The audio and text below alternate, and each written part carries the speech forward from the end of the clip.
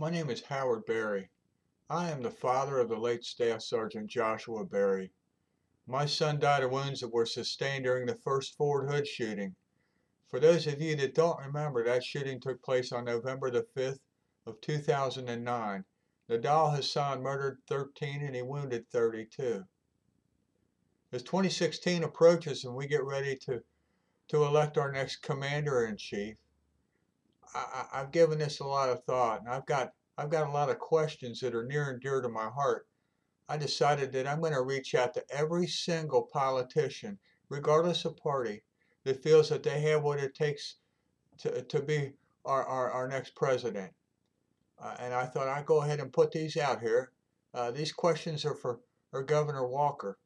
Mr. Walker, uh, I'd like to know what you think about the first Fort Hood shooting. Do you think it was handled appropriately?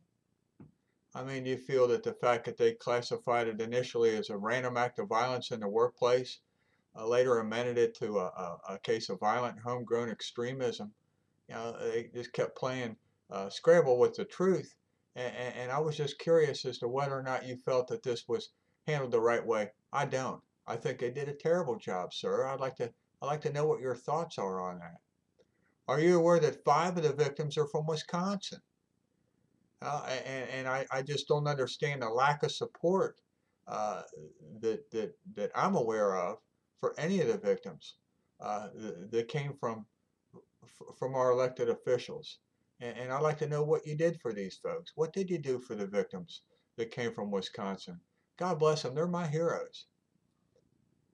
I'd like to know what you think about veteran suicide, Governor. Currently, 23 men and women every single day are completing suicide. Veterans that volunteer to defend our freedoms are falling through the cracks at a rate that I don't know what your thoughts are, sir. Do you think that the number 23 is acceptable? Would it keep you up at night? I know it does me. I honestly believe that one is too many. I'd like to know what you think about the VA. Do you think the VA is doing a fine job, or do you think it's a broken institution that needs to be scrapped? Well, I kind of think that an awful lot of vets are struggling, and from the folks that I know, everything from lost paperwork to appointments that they can't get to doctors, just keep trying to play pivot and point with these people until they get to where they can't take it anymore. And I don't understand. I'd like to know what you think about the VA. I think it's a very important thing, and it ties into the suicide rate. I'd also like to know where you feel veterans should be in the pecking order.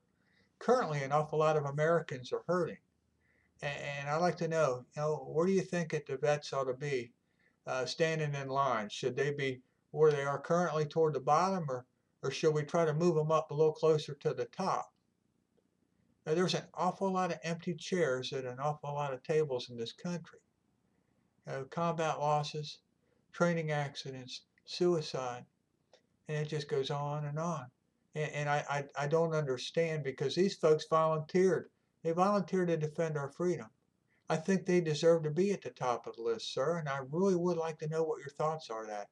I believe that this is very debatable. I think that veterans issues are going to be what's going to turn the table here and decide who's going to get the nomination for president.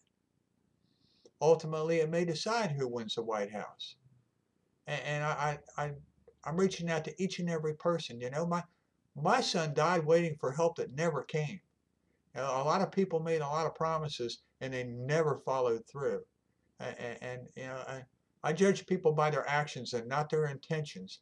And I'd like to know what you think about this, sir. I'd like to know what you feel. God bless our vets. Uh, uh, they should be at the top of the list in everything. They are my heroes. And God bless, I miss my son.